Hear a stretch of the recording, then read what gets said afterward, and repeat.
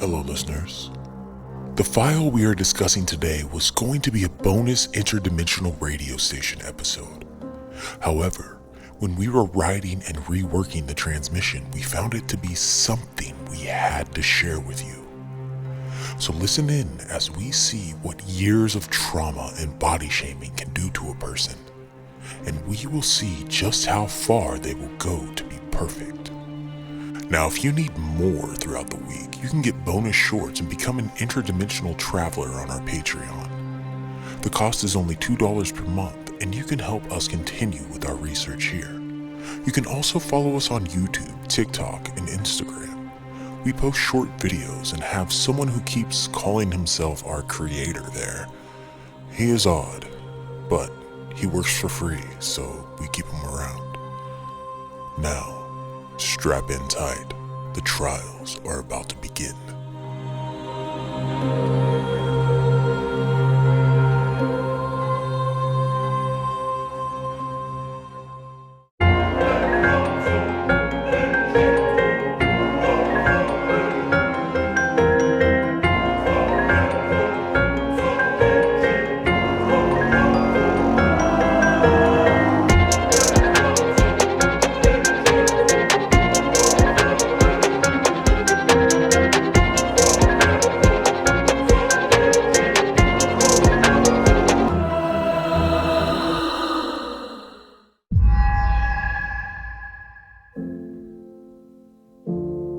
Kara had always been self-conscious about her appearance.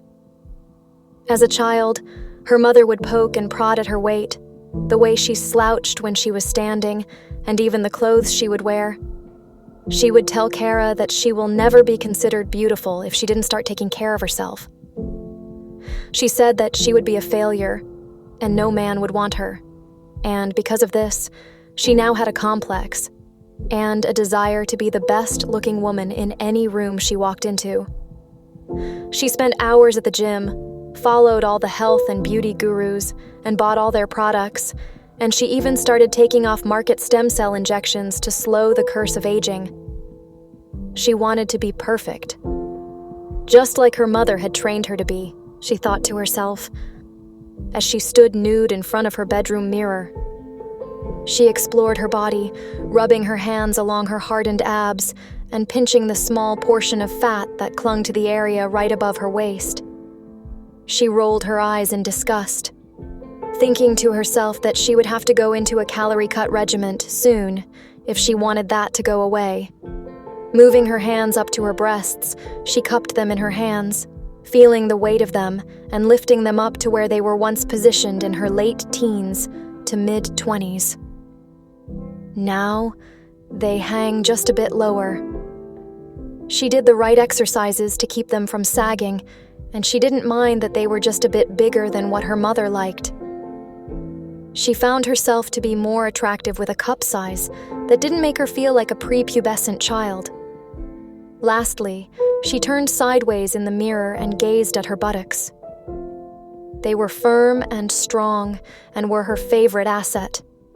She made sure to work out her glutes every other day, even if the exercise was minor. And she did well to ensure that she did not lose so much weight that she would lose the fat in her ass. She didn't like to see the muscle striations and found it repulsive on a woman. Satisfied, she began to walk towards the mirror, watching for any sign of unwanted jiggling in her arms and thighs. Noticing nothing, she leaned in and examined her face, and it made her sad. Once she had turned 30, she started to notice bags forming under her eyes and unwanted wrinkles.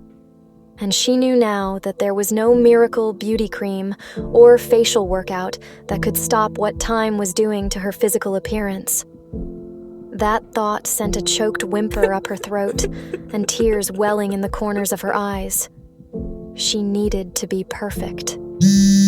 Her phone buzzed behind her, taking her away from her self-pity, and she walked over to her bed to see what the notification was. An email marker was on the screen with the subject line, "Join our trial today and look like your ideal self." She rapidly clicked into the message and read, "In short, She was being offered to run in a clinical trial for a new beauty procedure. Kara thought it was fate. Not moments ago, she was beginning to wallow in pity that she would never reach the standards that her mother had ingrained into her. But this could change everything. At the end of the message was a link that stated, "Sign up now." Without a second thought, she clicked on the button and began to fill out a form with her information. What was needed was basic information: name, age, sex, date of birth, and all of that. When she was finished, she clicked the submit button and a pop-up appeared, thanking her for the information and letting her know that if she is selected for the trial, she will receive an email notification. Excitement filled her as she anticipated a prompt reply. But one never came. Weeks went by, and Kara had all but forgotten about the form she had filled out. It wasn't until she was mid-run one morning that a reply was sent back to her. The notification cut through her workout music, causing her to slow her pace and check her phone. There, illuminated on the screen, was an email with the notification stating, "Congratulations, you have been selected for the clinical trial." The memory of what that meant flooded her mind, causing her to cry out with glee. She opened the email to find a congratulatory message and an address, a date, and a time, and nothing else.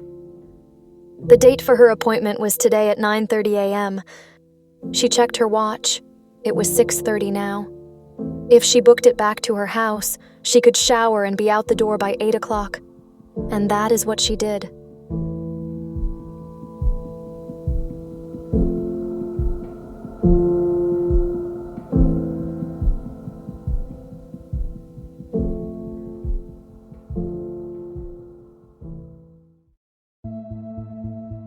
Kara pulled up to the small clinic provided to her from the email.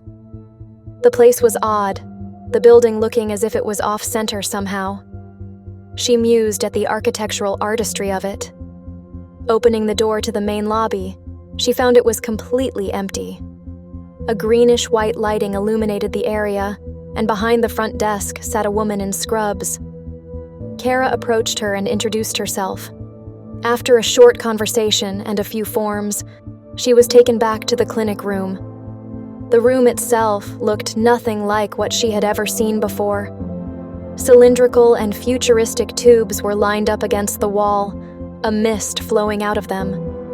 Red light beaming in sporadic bursts and mechanical whirring and hissing filling the moments of silence in the room. It unnerved her a bit, making her think of some futuristic cryogenic chamber. But desperation clouded her judgment. She wanted to be beautiful. She needed to be perfect. She took a deep breath, gathering her resolve. "I need this," she thought to herself.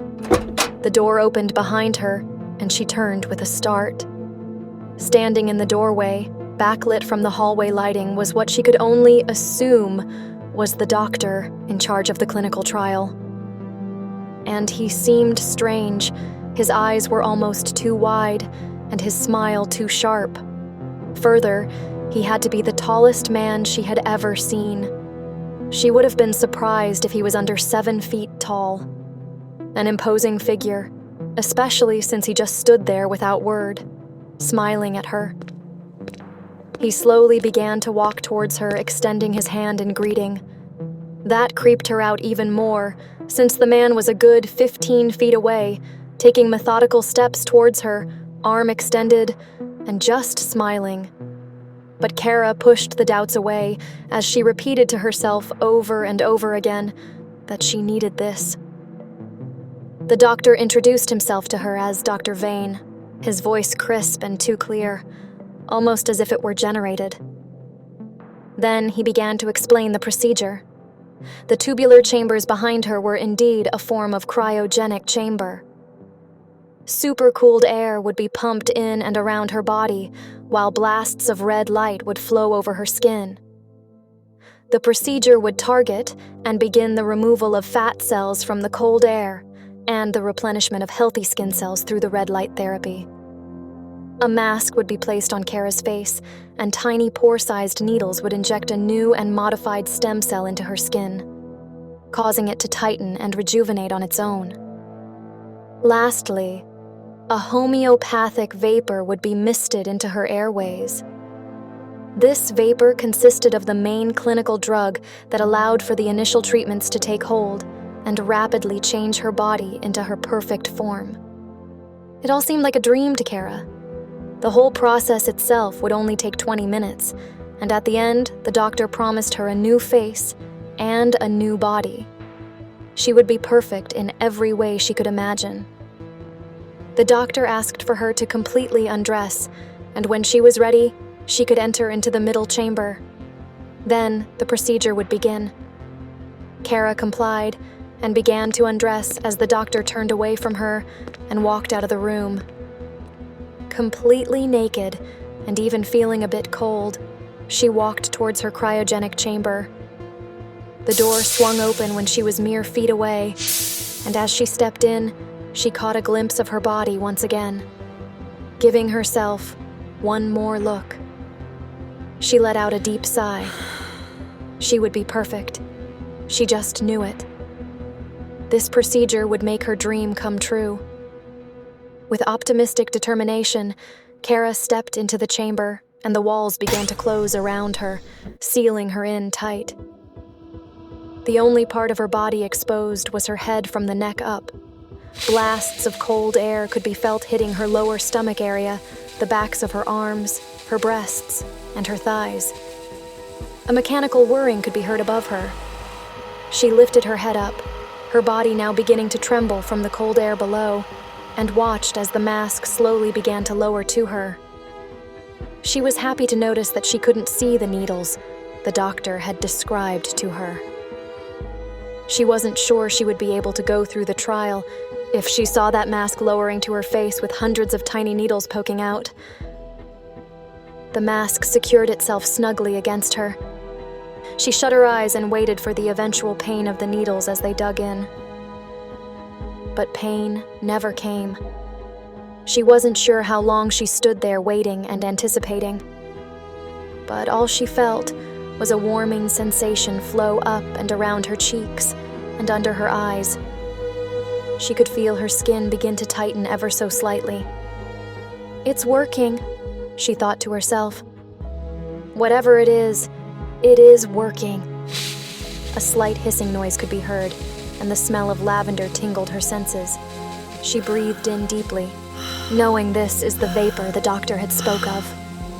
Her body began to relax as she took in breaths, and her mind wandered, thinking of the possibilities of being perfect.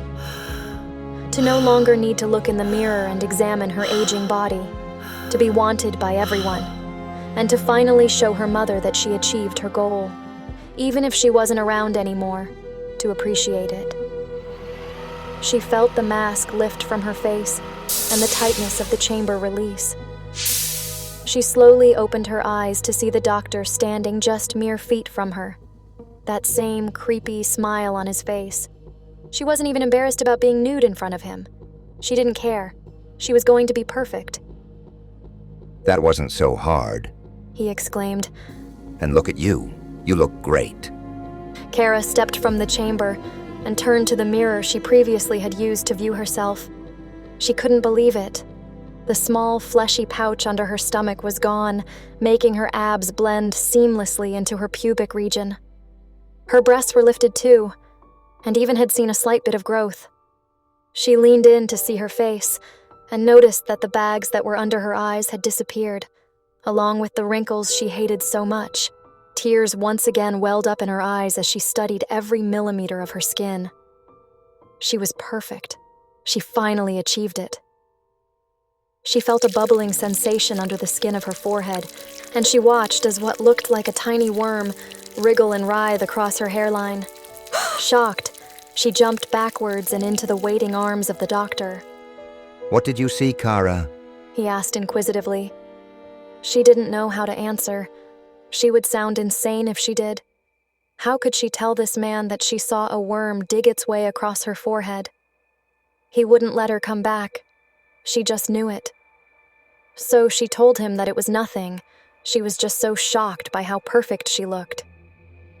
He laughed and told her to dress. She could leave when she was ready, and if she ever wanted another treatment, all she had to do was call. He handed her a business card. On the front was his name and personal cell phone number. She thanked him, and he left the room. On her drive home, Kara kept looking into the rearview mirror, looking at her face and dreading the moment when she would see the worm move under her skin again. She calmed a bit when she pulled into her driveway. She had made it home, and not once did the little beast squirm. So, it must have just been a hallucination. She walked inside her house and immediately went to her bedroom mirror. She wanted to see herself again. She wanted to revel in the perfection of her body. But as she began to undress, she felt it again, the bubbling sensation under her skin. This time, it was in the area right under her stomach. She hurriedly turned to the mirror and screamed. What looked like dozens of the worm-like creatures scurried under her skin, moving up and down her abdomen and into her pelvic region. More bubbling could be felt now, but under her breasts. She glanced to see the worms crawling there too. Then came the pain.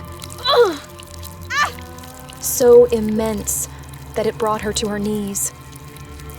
All the air escaped her lungs as she leaned forward and placed her hands on the ground to stabilize herself. Her back hunched outwards as she let out a guttural growl. Her head shot up towards the mirror, and she watched as pieces of her face began to peel away and fall to the floor, leaving open, crimson wounds. She began to panic as more and more of her skin fell to the ground around her. She frantically began picking up the falling flesh and tried to piece it back together.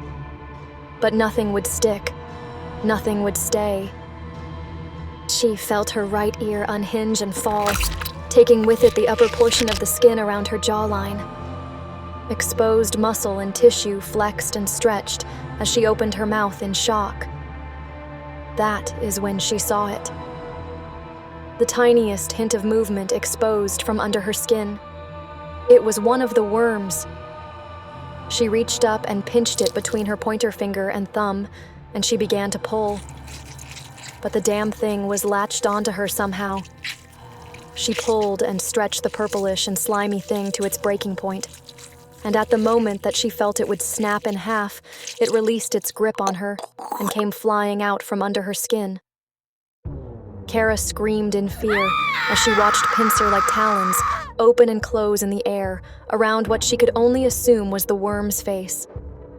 She tossed it as far away from her as she could and watched as it writhed on the floor, almost as if it was in pain, like the air around it was killing it. Turning back to the mirror and gasping, she looked at her face, searching for more of the creatures to expel from her body.